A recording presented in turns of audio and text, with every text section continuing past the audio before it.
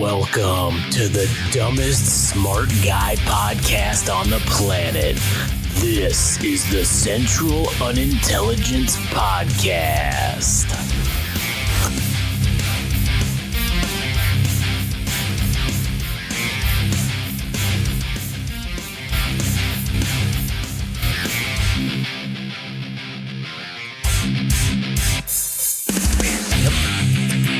Yep. You heard correct.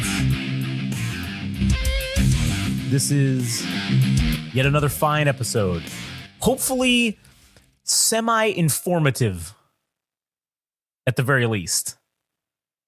Or at least thought-provoking at minimum.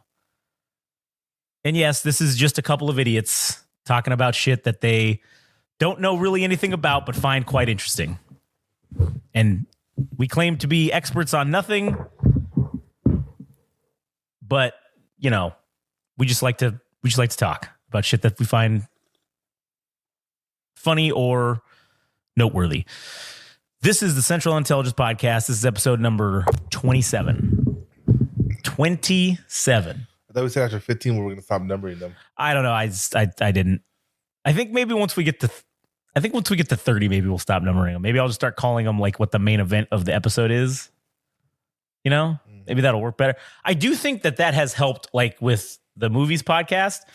We haven't numbered any of those episodes, and I feel like that. I told you I'm going to stop numbering them after 15 for anime. Yeah, well, yeah, that's what you said for anime, but we've been long past fucking 15 on this thing. Obviously, so we're at 30. I figure once we get to, I think 30, we'll do 30, and then the 31st episode will not have a number. It'll just have like a name of whatever we're talking about. But anyways, today, I guess it's important to say the actual date as we're recording this. It's Friday, April 5th now at, 12:40 in the morning Pacific time. Just so that there's a timestamp so people don't think, oh, when they hear this next week when it comes out, oh man, they're way behind the eight ball. Well, we're talking about shit as the information that we have currently at the time that we're recording this, obviously. So, did you have anything? We have a lot of things interesting to talk about tonight, I feel like. Yeah. Very interesting things. One of which obviously being, it's going to be the main kind of event of this episode is going to be the update for the what is coming to soon be, we're just going to call it the Middle East update, but it's essentially what I feel like will be turning into just Israel and Iran, whatever. But this will be the Middle East update. Is kind of going to be our main event for the evening. Also, there was the large earthquake in Taiwan. We're going to talk about that. And then, a couple other smaller stories that I found that I thought were interesting. But anyways, did you have anything to discuss? Nope. No, you don't. You got nothing? Besides what you already have listed. Yeah. Okay. All right. So first thing that I want to talk about, to recap a little bit about this story regarding, as we've talked about in a previous episode, the outage of that AT&T had, the nationwide outage that they had. So this was like a month ago now or something at this point. Well, the other day, AT&T admitted that 73 million of their customers' data has been found on the dark web now. You guys just want to drop this and still stick by the story that this wasn't a cyber attack. We may not be sponsored with them, but hey, look up Delete Me. Yeah, exactly. So I just think that's funny that they are still sticking by the story of, oh no, this wasn't a cyber attack. This was just a malfunction. But then here a month later, oh, by the way, all your data has been compromised and it's now all on the dark web. So sorry, goodbye. We don't have AT&T. Yeah. Just Verizon, who sells our shit to anybody. I mean, Verizon just sells it to the dark web. So, I was going to call it the black net for fucking some reason. The dark web, they just sell it to people directly on there and then don't care. So, but at least they're honest about it for the most part. Mm-hmm. So, I just thought that was very interesting. And if you have AT&T, you should probably fucking have some sort of credit monitoring system or Yeah, I don't know, something to that effect. Like I said, sign up for Delete Me. Yeah, sign up for Delete Me, and fucking help. Maybe they'll help you out or be able to. Actually, no, they won't be able to help you because their stuff's they delete your shit from actual like legit brokers. Oh yeah, true. So I don't think they actually do dark web shit. True, but I don't know. Maybe they will come out with that service. Who knows? Another topic that I wanted to discuss was the U.S. AGM 158C, which is the long range anti ship missile, which is I think it's hypersonic. I believe it's one of our. It's pretty. It's like it's not hypersonic because we're still in the testing period of that one with the buff. No, but this one is the fighter mounted version. Yeah, I'm just saying our first one is still in production. I doubt we have modification ones yet. Well, I think this was just a smaller one. I mean, it's still pretty fucking large. They mounted it to the F-18 Super Hornet, and it's almost it's like as long as the entire fucking aircraft, and they mount it right in the center, and they basically just did the test of it to make sure that those fighters could actually carry it and launch it, and they did successfully. So that's pretty sweet that we have that, and it is they're capable of basically being put on every single fighter aircraft that we have in the Navy, and that's a very good defense for an aircraft carrier strike group, is being able to send out anyone that's within range of striking us or that strike group. We can now send out fighters with anti-ship missiles to basically just, all it takes is one to punch a hole in the side of it, and well, your shit's gonna sink. So good to see that being put out there in the public eye, so that everyone that wants to talk shit can see this and they can know. Another interesting thing was that we have mounted on the F-15. They did a test of a nuclear. It was not an actual nuclear missile, but it was the one which was funny. I actually learned that the inert version of the nuclear actual missile is tipped in black, and then the actual real live version, the tip of it is painted maroon, so that you know, like, okay, this is a real nuclear missile. And what's crazy is when they roll them out to load them up, whether it's a test one or a real one, they're always shrouded. They're always covered until they get to the point where they load them, and then they unzip the package, and then they fucking pull it out and they load it to the missile or to the aircraft. And so we did a test of, I think it was the B-61 nuclear missile system. They did a test where they mounted it onto an F-15 Eagle, and is it the original Eagle or the Strike Eagle? I believe it was the Strike Eagle. I don't know why I didn't write this down on my thing, but let me just go look it up real quick so I can know the exact. The F-15EX Strike Eagle 2 is what it's called. It's still supposed to be our updated version of the F-15. Yeah, the F-15E. That's the new one. No, so EX. The EX Flight Eagle or something like that. Eagle 2. Yeah. The F-15E Strike Eagle. Yeah, F-15EX Eagle 2. Yeah. That is multi-role strike fighter. That's the newest version of that. Yeah, that's the modernized version of it. Yeah, and so I'm trying to find out exactly where they had the thing, proposed armament. Okay. So this one has the JDAM, the old JDAM. Oh, that was another thing that was very interesting about this test that they did with, I believe it was the B-61 nuclear tipped missile. And when they launched it, it's literally longer than the aircraft. Like, it's fucking pretty sweet when they loaded it up and then they do the test. Huh? I can taste it. Oh man, that's bad.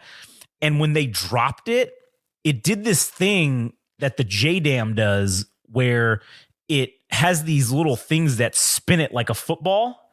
And that's what gives it, which is crazy that somebody fucking sat there and said, what's something we could do to make these missiles more accurate? And so it literally is accurate because all it does, because it has that spin, it's now accurate to 1 meter or 2 meters of whatever the fuck they're striking it with. Which, I mean, I guess with a nuclear missile, it doesn't really matter, but... look up the bomb that they made for the B-2 stealth bomber. Okay. B-2 stealth bomber bombs. Let's see. Oops, shit. Let's see. Notable specifications, armaments. It's a bomb that was literally made for the B-2. It can carry 2 of them. It's fucking huge. Bomb that was, let me just do that, made for the B-2. Let's see, the B-83, or no.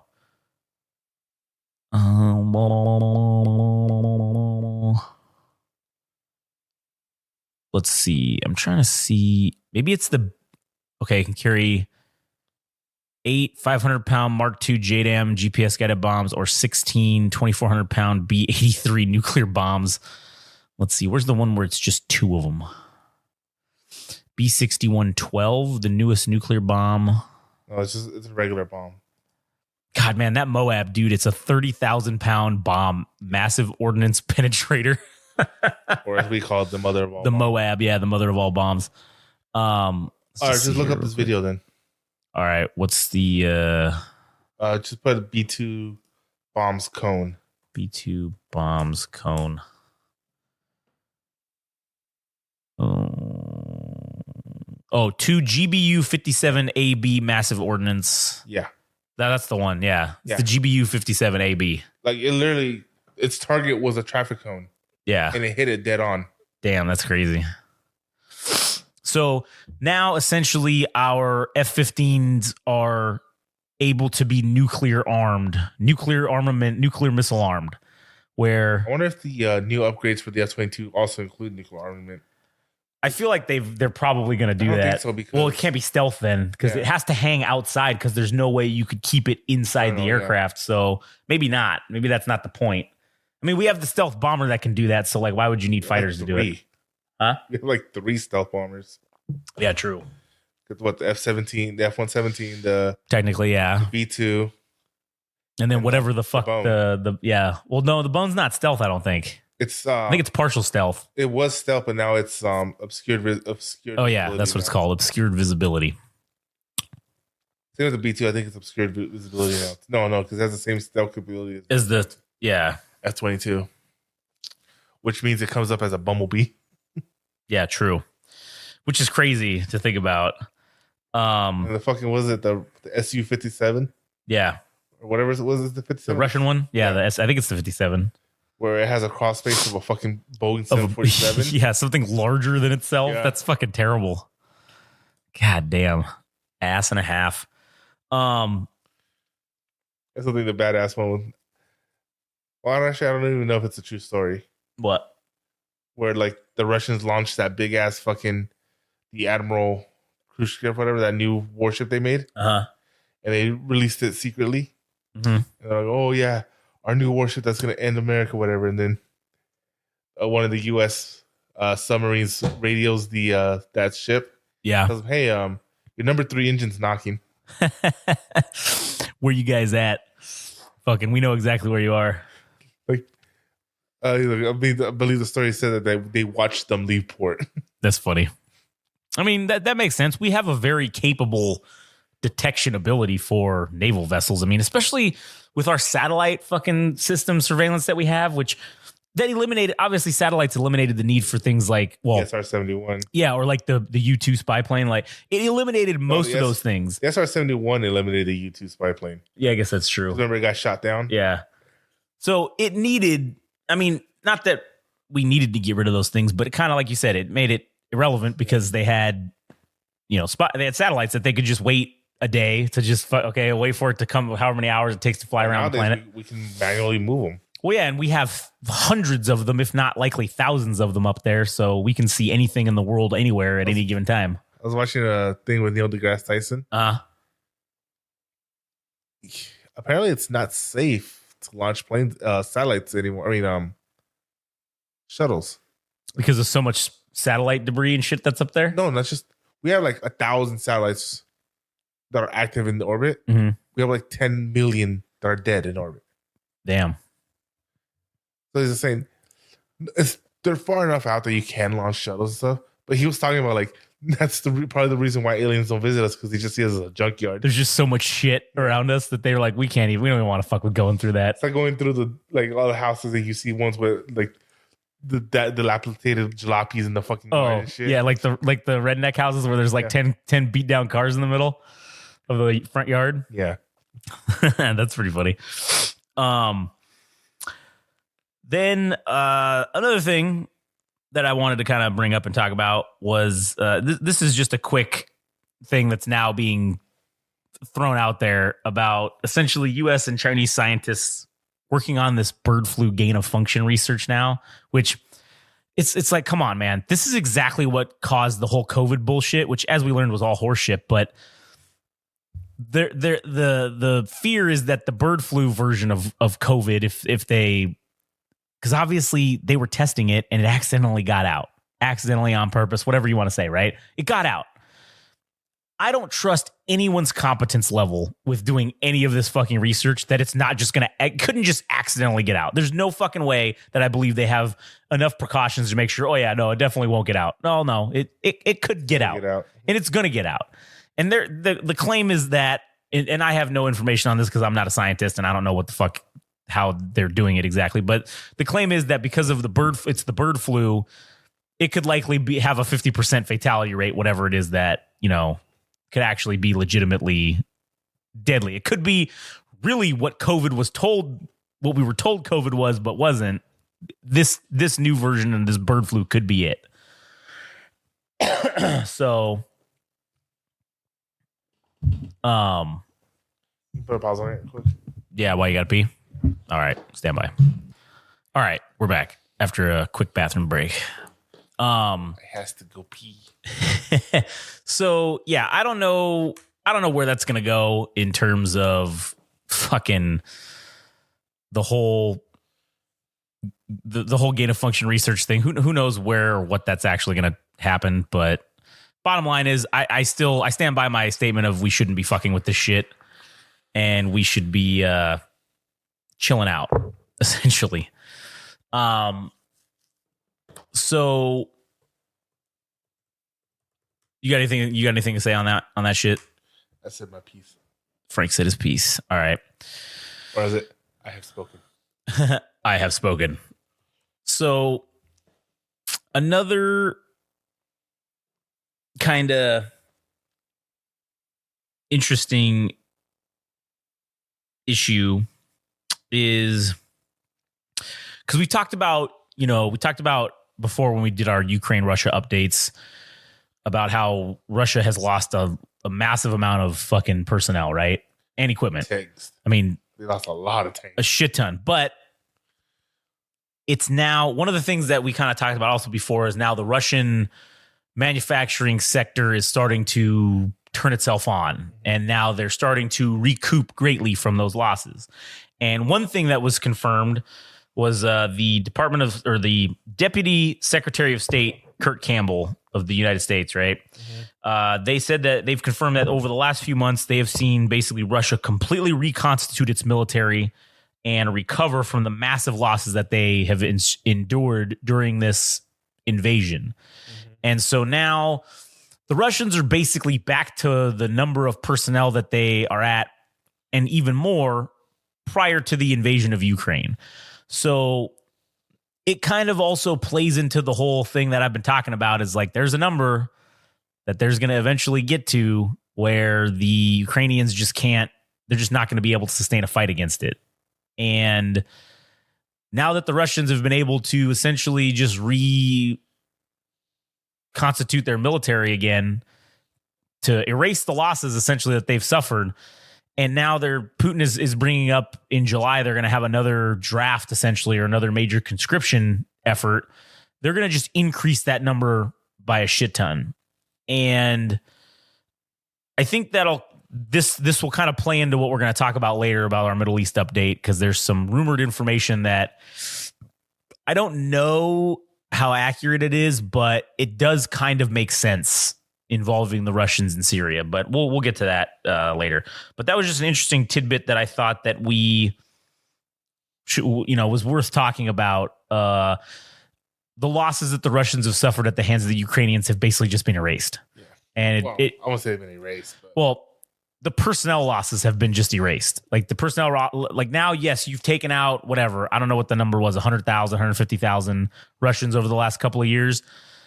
Now that it's irrelevant now because they just got 200,000 more people back in now. So the work you've done is essentially just was for nothing because now they just got it right back. So that sucks. But before we get into the main event of the evening for the Middle East update, I did want to talk briefly about the Taiwanese earthquake that happened. Fucking 7.5. There's a lot of video out about it. Mm-hmm. And what's crazy is there aren't a lot of videos of huge earthquakes like this. And I think anything over to 7 can be considered a huge earthquake.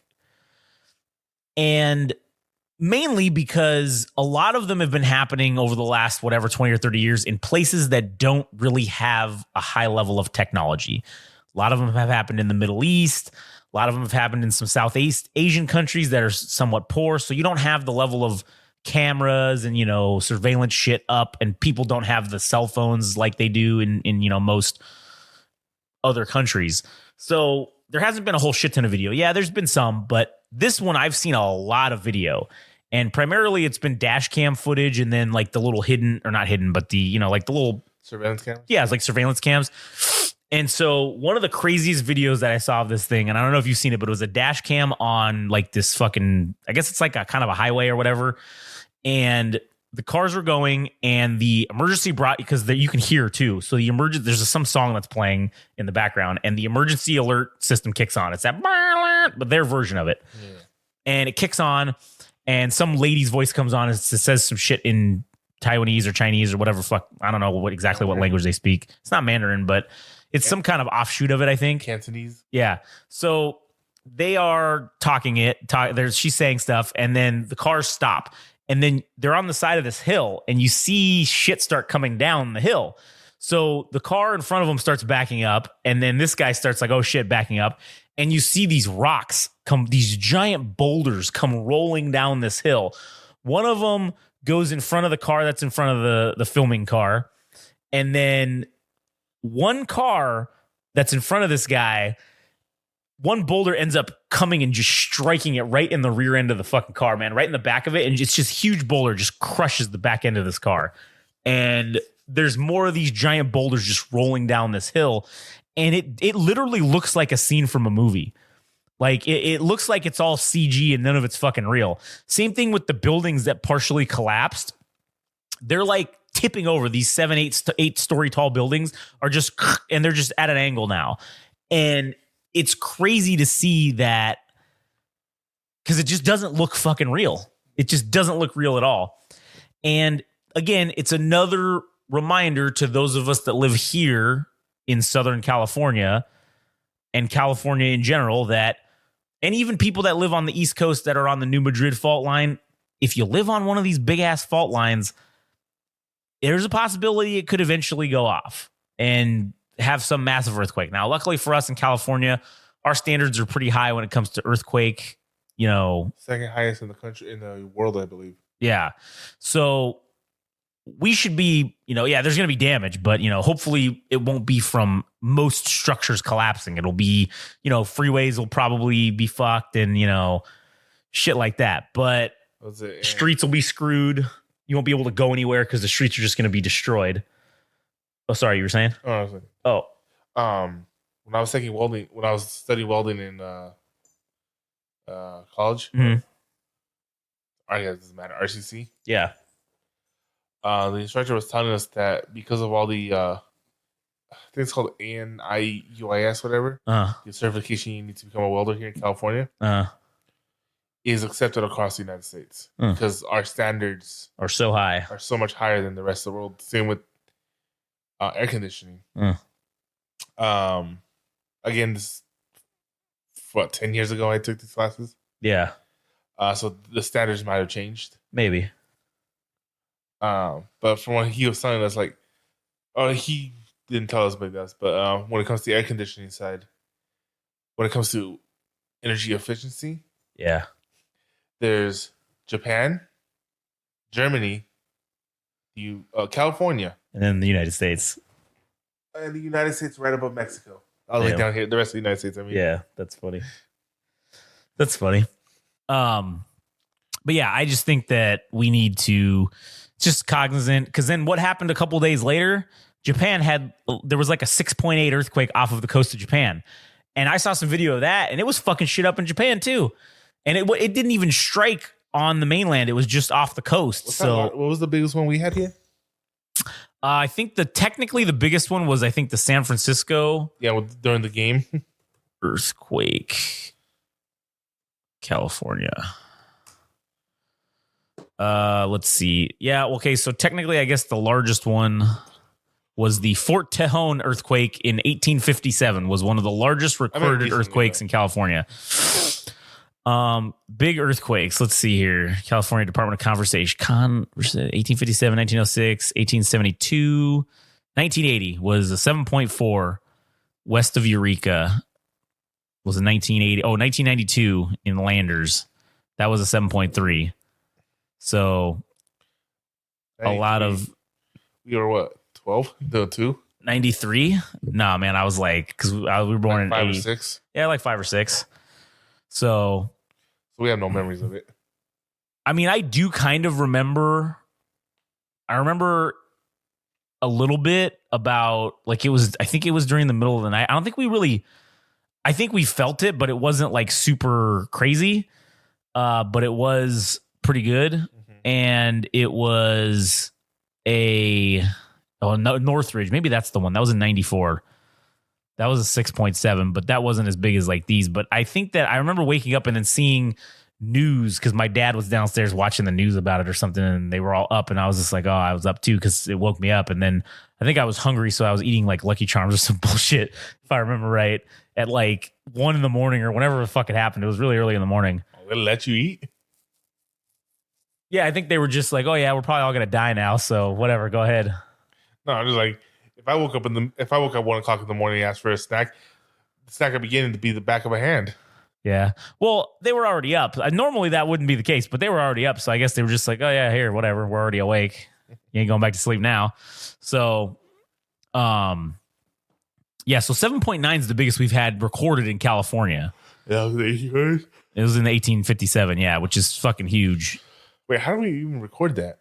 That was likely probably. Well, it says California's largest earthquake since 1800. So we must have been started recording in 1800. So the Richter scales are on back then? Potentially, or maybe some sort of device. When was the Richter scale invented? Let's look that up so we know. The Richter scale was invented in. It looks like it was the Richter scale was invented in 1935, but it says. It says development. How did they measure? So then how did they measure? I'm looking at it right now. Measure earthquakes before the Richter scale.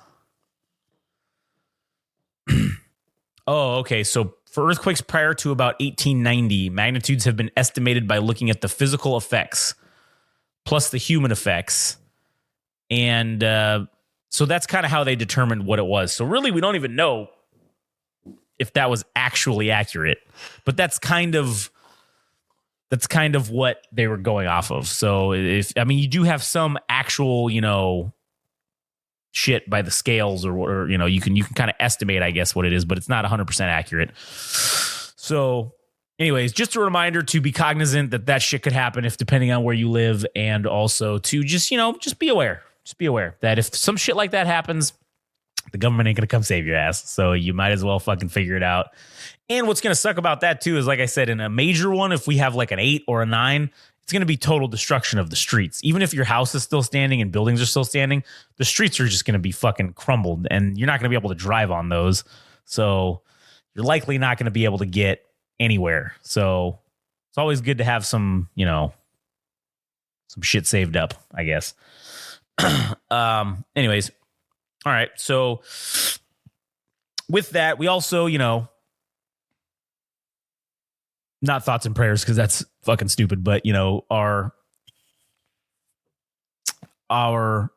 precautionary warnings to everyone else out there is how because thoughts and prayers are kind of useless, but you know, it's sad that happened in Taiwan or whatnot. And luckily so far, I mean, it's only like 9 or 10 people have been killed. So still, as reported, but there's a lot of injuries. So, I mean, yeah, it sucks, but just take it as a reminder to be aware that these things can happen. So anyways, now let's get into the main event, which is going to be our Middle Eastern update. And essentially the biggest fucking thing that has happened as of late is the Israelis decided to do an airstrike on the Iranian embassy compound in Syria. Now, it's my understanding from experience and research that kind of the agreement that everybody has with each other, if they have an embassy in any country, that embassy is sovereign. It's the sovereign land of your country. So the United States, for example, our embassy in Britain or in England it's a sovereign piece of the United States that is in England. So they can't just come in and fuck with us or do anything like that. Same thing if we have an embassy in any other country, right? And consider an act of war, or not act of war, an invasion. Right, because it's considered a part of your country. So during this airstrike, they killed 7 members of the IRGC, the Iranian Revolutionary Guard Corps, which is like their main military force, right, in Iran. Mm-hmm. And one of the people that they killed was a brigadier general. Now, brigadier general in our terms is like a 1-star general, which either way, it doesn't matter. Killing a general officer is a big deal. It doesn't matter if they're a 1 or a 4 or 5 or 10 or whatever star. It's killing a general officer is a big deal. And the guy that they killed, I'm going to fuck up his name, but it's Mohammed Reza Zahidi. That was the guy that they killed. And he was a very senior commander in the IRGC. He was at one point in charge of the Air Force and the ground force, like infantry army that they had. Mm-hmm. And he had been previously in charge of the Lebanon, essentially the Lebanese, I guess, headquarters of the IRGC. And he had been the main influence between arming Hezbollah and essentially giving them, like, basically having command of them or whatever, for lack of a better term. And so he was in Syria in charge of that. In addition to, they put him back in charge of this whole kind of Lebanon regiment.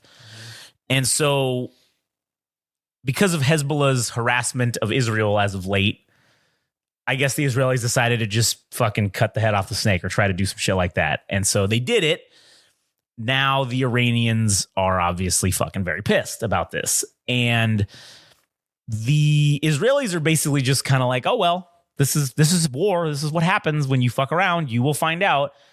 And one of the very interesting things about this whole situation is because the week prior or a week or two prior, the Israelis, they accidentally killed some aid workers with precision munitions, which sucks because there's no way you can say that was really an accident. Yes, maybe you just targeted the wrong fucking thing, but you blew up that van on purpose. Like that, you intended to do that. Oh, we fired the missile by accident. We did not mean to hit that target. Also, your munitions are Russian made. No, they're provided by the UN. Right, and that's the thing is we won't admit if it was one of the munitions that was used was actually one of our ones that we gave them. So who knows whether it was or wasn't? I guess it's irrelevant at this point, but doesn't matter. Like, we sold it to them, so we're still culpable, I guess. I don't want to say we're culpable. It's just, hey, what is it? Are you gonna say all the American soldiers that were killed in Afghanistan and Iraq by an AK-47 is Russia's fault? Yeah, I guess that's true. But technically, it's not their fault because they didn't really sell them to them when the Soviet Union fell. That's how all that shit got over there. Remember. Plus, they also left a bunch of shit behind like we did when they invaded Afghanistan the first time. I don't know what the name of the program was called, but basically is when they took the AK-47, they took the blueprints, they gave it to all the nations like Czechoslovakia. Was it? Yeah. The Eastern Russian They bloc. just gave it to a bunch of fucking countries to make their variation. That's where you get the VS-97, the Chinese-made version. Yeah, they gave it to China. Yeah. So that's why you have so many AK-47 looking guns Variants, yeah. that are not AK-47s. Yeah. Because they weren't made by Clash. Right, yeah. So that's why you have a lot of guns like that too out there. But my point is being like, just because somebody made it doesn't mean that they're liable for it. Right, but and this is where our sale of weapons to people is essentially the primary purpose of it is deterrence, right? Is so that their enemies don't attack them because they don't want to get attacked with the good American shit. Mm-hmm. So then when you actually go out and use it and you fuck up like this, everyone looks at us and says, well, you sold it to them, so they wouldn't have been able to kill this fucking people if you wouldn't have sold it to them, right? Which is an argument. I don't necessarily agree with it, but it's an argument that gets made. So yeah, but who's making that argument? Well, it's the enemy, obviously. It's our enemies making that argument. And the problem is the neutral nations are starting to agree with them. And this is why this gets very interesting. So that means they're no longer neutral. Well, they're targets. In the UN, sure, maybe. But in the UN version of this, everybody gets to decide their own thing. Now, granted, they're not allied with them, but they're like, hey, this does raise an interesting point about the sale of these weapons. Maybe we should look at this. But so are you saying that we shouldn't sell weapons to you then? Well, like I said, I'm not agreeing with it. No, but I'm just saying like that. Yeah, like say I don't know, it never happened, but say Poland's the one that's saying shit. Mm-hmm. All right, cool, you're right, Poland. We won't sell you weapons either. Yeah, maybe. But it's probably the countries that we aren't selling shit to that are saying this anyways. So then who gives a shit? I agree. But our administration is starting to backpedal now. And so one of the things that they're doing is they're publicly stating they're going to they're reevaluating our relationship with Israel in terms of weaponry. Now, to me, this is where it gets very sketchy because I think that the Israelis know that they did this and they fucked up, right? And they can't really recover from this because they're in a state of war. They can't admit that they made a mistake because then it looks bad. Yeah. So they just have to say, well, that's war. There was probably a legitimate target inside there, and it's collateral damage. Fog of war. Yeah, sure. And so because ever since that happened, then now the next week or two later, the Israelis attack the Iranian embassy, right? Now, the Iranians are pissed and said they're gonna do something, right? They're going to respond. China has even jumped on board and says the Iranians can't let this attack go unanswered because then it sets a poor precedent, meaning that, well, Israel can just attack anything that they own with impunity and not risk getting any kind of retaliation. So I think the Israelis know that our support of them is starting to wane, and we're starting to question things now because of the actions they've been taking. And they know that they can't survive a war with the Middle East because that's what this has now become, because Iran has now called for all the they've put out this whole promotional fucking package video calling on all the Middle Eastern nations or all the Muslim nations to unite against Israel now. That's like their new thing since this happened. And obviously they're getting a lot of support for this because Middle Eastern Muslim countries don't like Israel. That's just the facts. And now I want to also preface this with, before we get into this deeper, that we're not picking a side here. We're just talking about the facts and how we see them, right? I am. So what? I am picking a side. Okay. The American side. The American side, yeah. Right. No, I mean, but in this conflict between Iran and Israel, yeah, we're not like picking a side here. They're both equally targets. Sure. Everyone who's not American is a fucking target as far as I'm concerned. So, but if you look at the but if you look at the facts of our support starting to be called into question, and the Israelis now saying, well, shit, we really need to make Iran do something before the Americans decide to pull their support. Because if they do that, they know that we can't risk not supporting an ally. Because now if we have a reason to not support them anymore because, well, you guys are killing too many fucking civilians, we can't help you out. That gives us a legitimate out, right? The Israelis cannot risk that. So they need to make something happen before we do that. And it's kind of why I think that they've gotten so aggressive with attacking, again, like an embassy of fucking Iran or embassy compound of Iran in Syria. That's a direct fucking slap to the face of Iran. And if you get us to have to support you, because if we don't support Israel, if they get attacked by Iran, that calls into question every alliance that we have. And what does that do? It casts doubt amongst all our allies to say, hey, so Israel's getting fucked up by the entire Middle East and you guys just left them to fucking burn. NATO could look very well and say, Jesus Christ, what if the Russians were to fucking come into one of our countries? Would you guys just let us fucking burn? I'm saying, you think the smarter play here is to play the political line for Iran and try to get it, since we already said we're reevaluating our relationship, wait until we back out? Or I don't think Iran can wait that long, because this is going to be a months-long process of us reevaluating this before we could get to the decision to pull out or scale back our support of Israel. Mm-hmm. And Israel knows this. So because of the support that Israel has within our own electoral system with the Congress and the House, Congress in general, with the House and the Senate, it would take a vast majority of them to also want us to pull the support, which that's going to take time to convince people in those positions to not want to support Israel. And there's quite a few of those people that are also dual citizens with Israel, so they're not going to pull their support no matter what. So that's going to take... That's bullshit, by the way. Right, I agree. And that's going to take months and potentially even years to pull that out, right? So Iran knows that they can't wait around that long for this to happen, because this is going to continue to happen. So they need to do something now, which is going to, obviously, because we made a statement that said, we will defend any of our shit. If you get close, we're going to fucking defend it. So don't fuck around with our shit. And if Israel were to be facing an existential threat, being all of the Middle Eastern countries deciding to attack Israel at once, mm-hmm. we would have to jump in and save them, because otherwise nuclear weapons are in play with Israel. Because if they face that's the whole, like we've talked about in the past, the Samson option. If Israel faces an existential threat, they will absolutely exercise that option and go scorched earth, because that's the only way they're going to survive. And so we don't have a choice but to support them. Otherwise, we risk, if they launch nukes, goddamn, then that opens the door for everyone else to start doing it. Mm-hmm. And who knows what the fuck could happen then. So it's a very precarious situation there.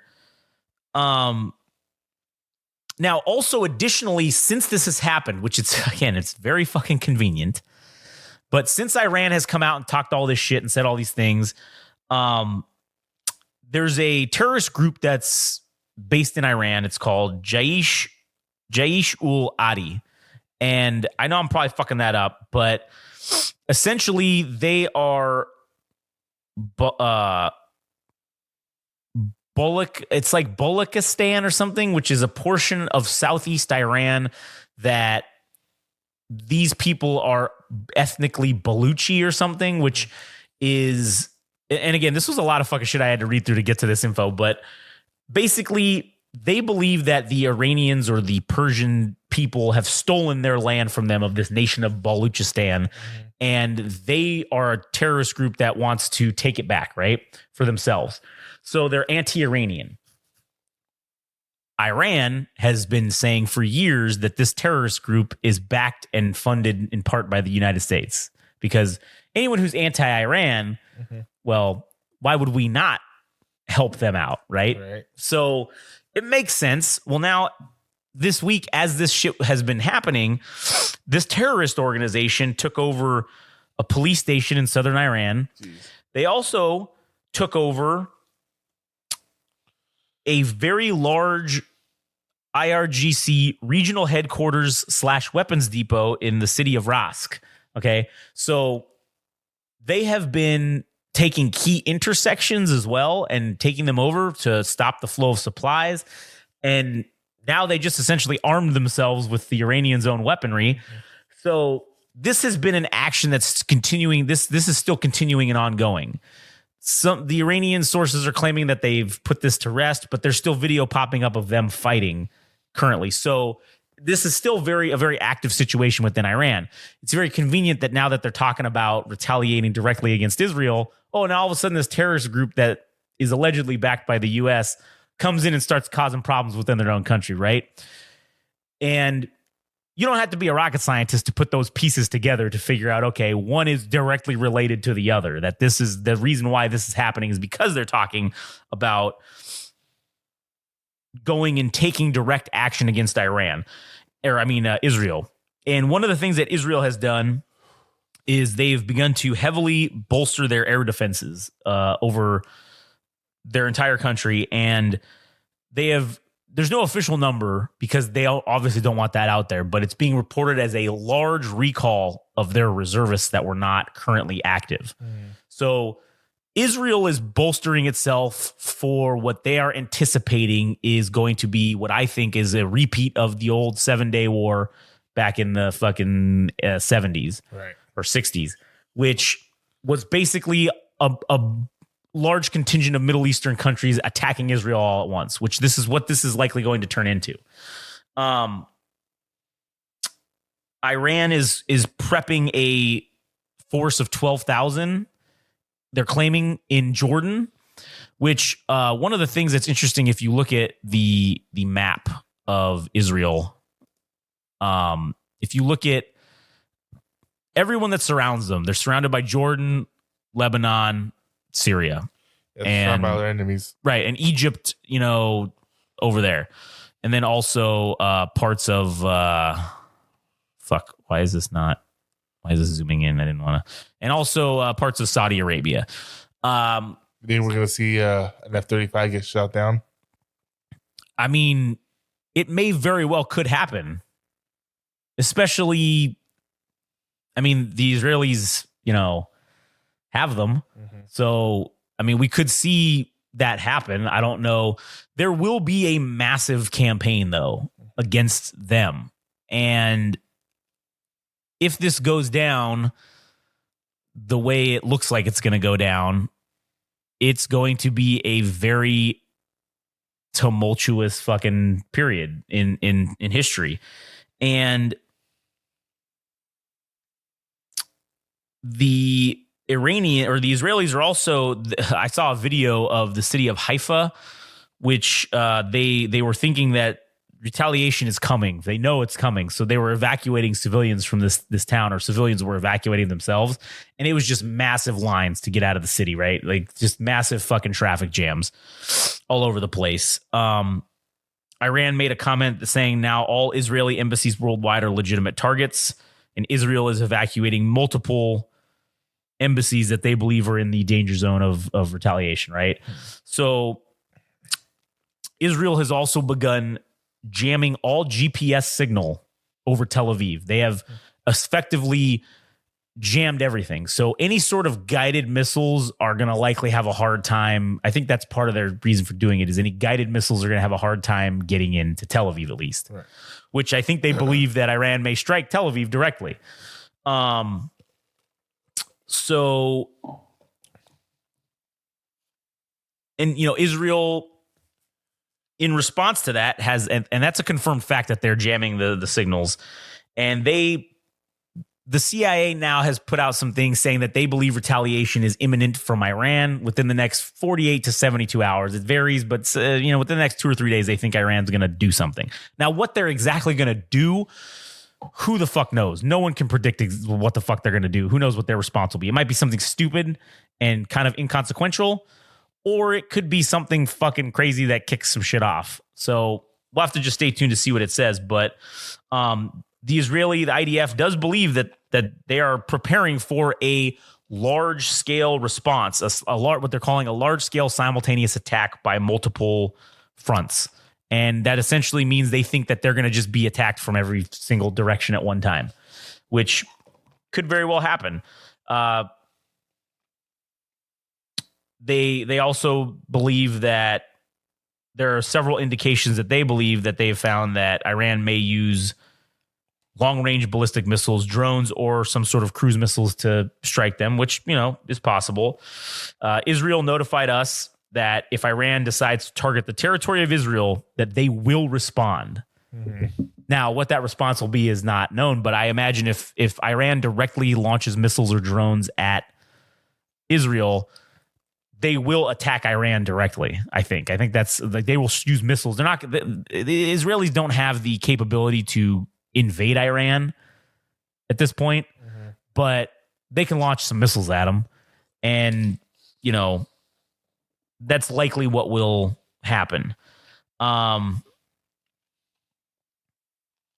So one of the other interesting things that is rumored is, because obviously the Russians are still in Syria, right? Which Syria borders a section of Israel, particularly the Golan Heights area, which is in northern Israel.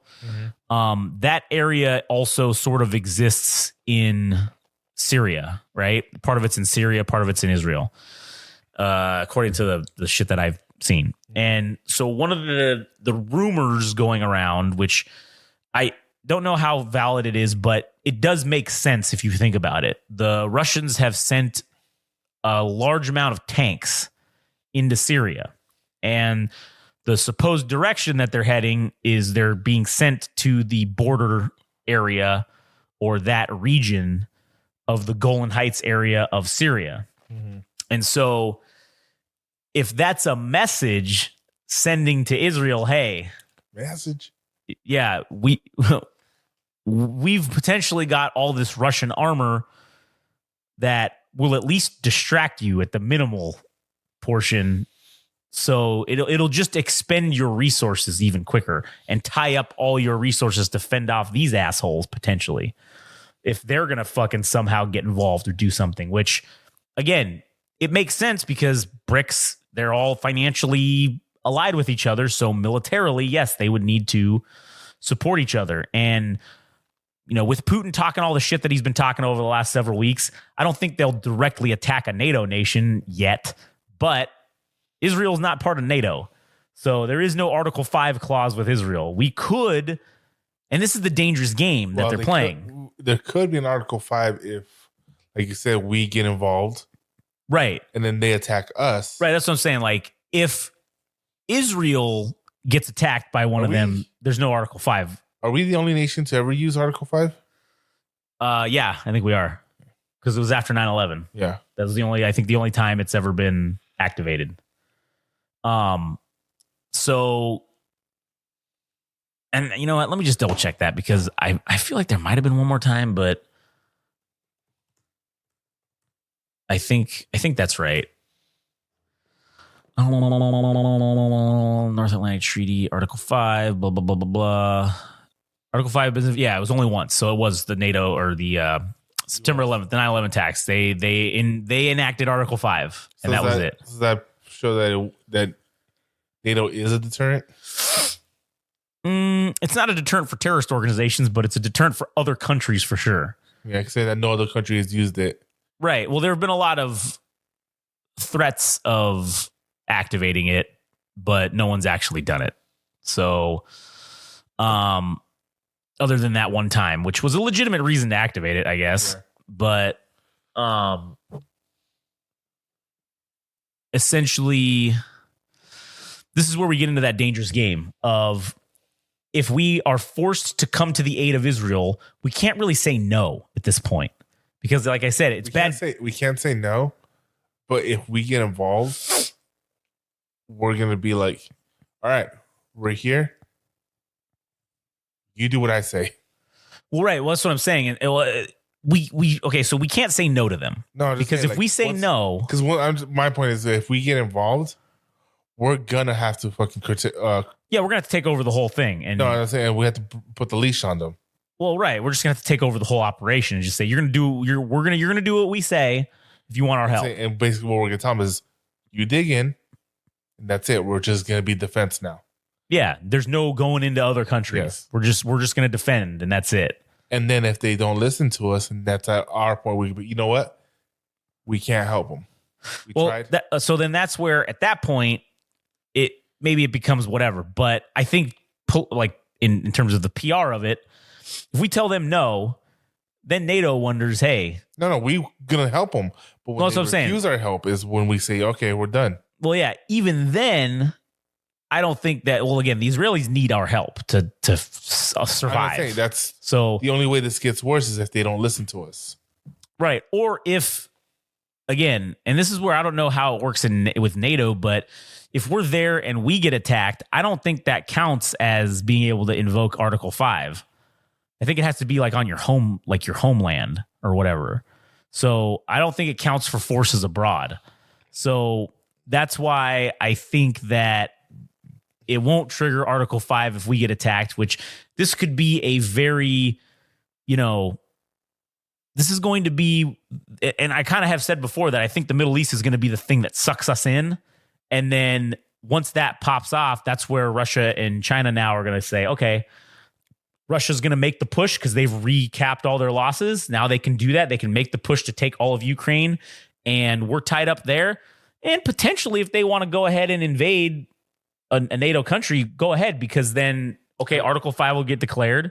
I get that, but wait, why would Article 5 get declared? Well, if Russia invaded a NATO country, then one of them would. They're only going to push into Ukraine. They're not going to hit. They're not going to hit a NATO nation until, like. Well, no, that's what I'm saying. Something big has to happen to the U.S. infrastructure for them to do that. Maybe, or they're going to do it beforehand, and then it's going to be with Israel. It's going to take all three things at the same time happening. Where China's going to fuck with Taiwan at this point, and then at that point, we're going to tell Israel, "Hey, you get one carrier." Well, that's what I'm saying. I think that by that time, if they do it all at once, it'll be too late. It'll be difficult for us to respond, and we're going to have to pick a choice. Not on the Russian front.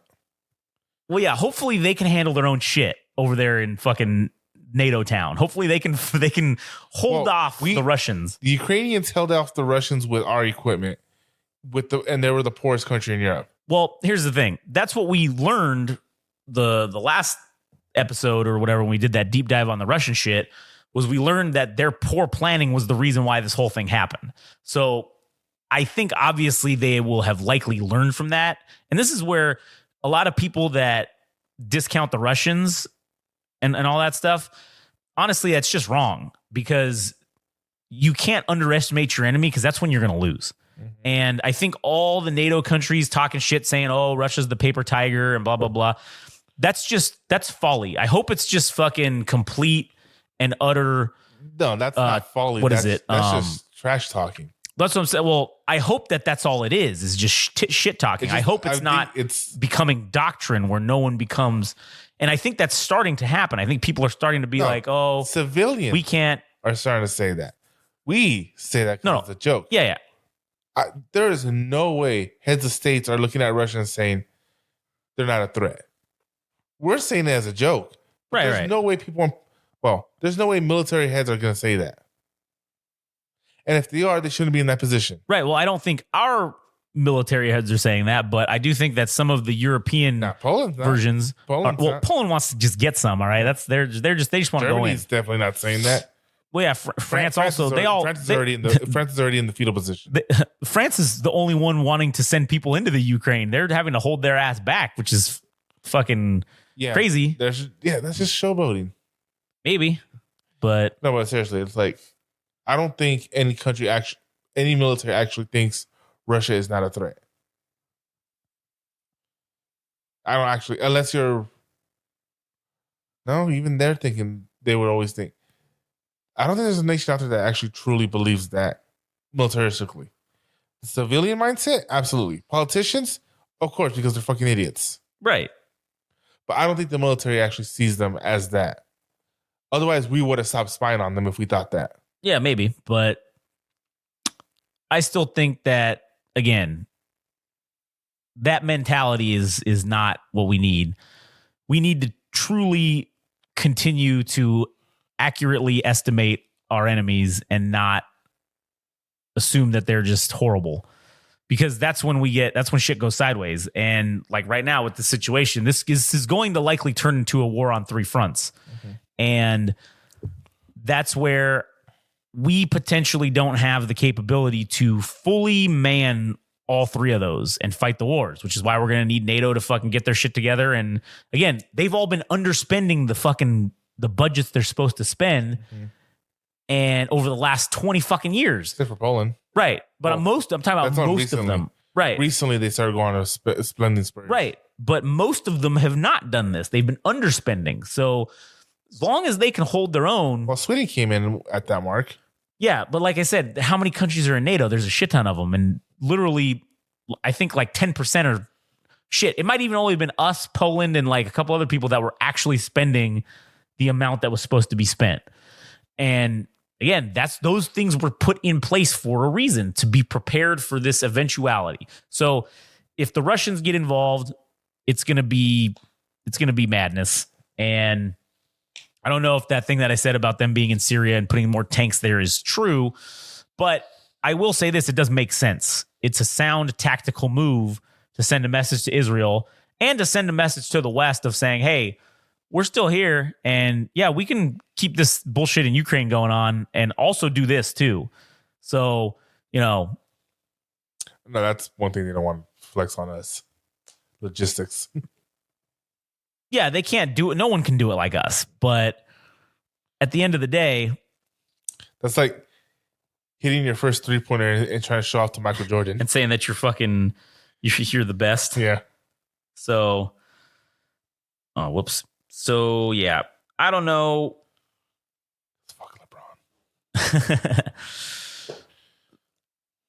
I'm not sure where exactly it goes, and no one can predict where this exactly goes, but I can tell you right now that on a factual basis, it's not looking good to maintain the semi non-war state that's happening in the Middle East right now.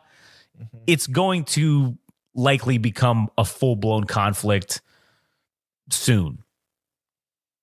And I do feel like we're going to get dragged into it for sure. The United States will be dragged into it. So, and therefore the world. And therefore the world. But the Israelis doing this stuff that they've been doing. What? That's a clip. What? Therefore the world? Yeah. Maybe. The Israelis doing the things that they've been doing has been. Good thing you're one of the dogs when I hit you like that. Yeah. Smack her. Oh, well, she's out. Oh, there she goes. Now she woke up. She's pissed. She's like, get fucked. I say when I smack her like that, I keep thinking she's the dogs. Yeah. Dogs like that. Yeah, true. The like I said, the Israelis are continuing to push the envelope and to their own doom. Potentially. Well, I don't think that they think it's going to be a problem for them, because I think they understand that they do have the nuclear weapons that they could just dump at any time and then problem solved as far as they're concerned. So, it's going to be interesting to see what happens, to say the least. So, anyways, all right. Well, I don't know. I guess that's pretty much it until we have the next episode update, which will be next week, or whatever.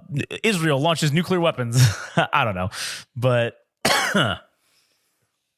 Israel makes contact with the Gorgolites to seek their aid. Yeah, because the U.S. says no, go fuck yourself.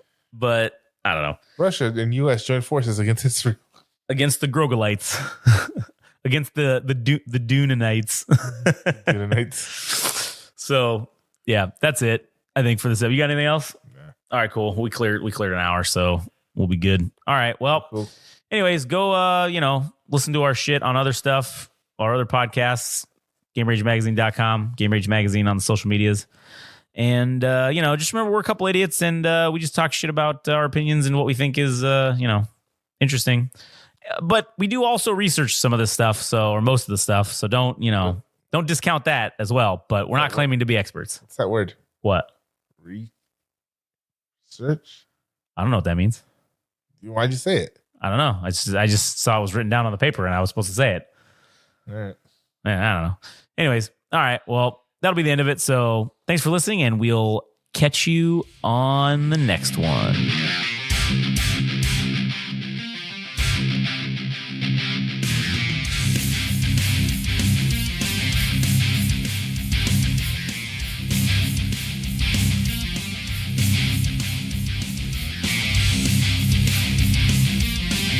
That was the latest episode of the Central Unintelligence Podcast. Don't forget, subscribe and like on Instagram and TikTok at Game Rage Magazine. We're also on Twitter/X at Game Rage Mag. Also, our website, www.GameRageMagazine.com.